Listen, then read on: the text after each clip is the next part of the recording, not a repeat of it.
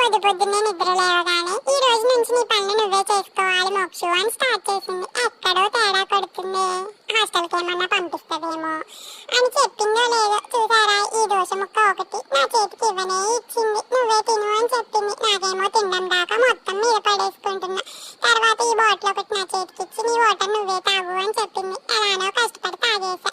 తర్వాత ఈ మోయలేని బకెట్ ఒకటి నా చేతికి ఇచ్చి స్నానానికి నువ్వే నీళ్ళు తెచ్చుకో అని చెప్పింది. ఎలానో స్నానం చేసి వచ్చి కూర్చున్నా. తర్వాత ఏం చేయాలి మమ్మీ అనగానే ఈ లోషన్ ఒకటి నా చేతికి ఇచ్చి కాళ్ళకి చేతులకి మూతికి ముక్కుకి అన్నిటికీ పూసుకో అని చెప్పింది.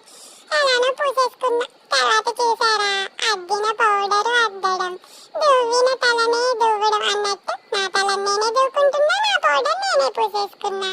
తర్వాత చూసారా, నా బట్టలు కూడా నేనే ఉతుక్కుంటున్నా. ఈ కష్టం పగవాడికి కూడా రాకూడదు.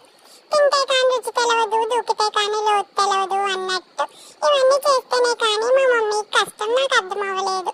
నేనేమో ఒక దగ్గర కుదురుగా ఉండను, నా వెనక తిరిగి అన్ని పనులు చేస్తుంది. మా మమ్మీకి ఎంత ఓపికో. అందుకేనేమో ఆడవాళ్ళని భూమాతో పోలిస్తారు. వాళ్ళకున్నంత ఓపిక ఎవ్వరికీ ఉండదు. ఐ లవ్ యూ అమ్మ. Salute to all the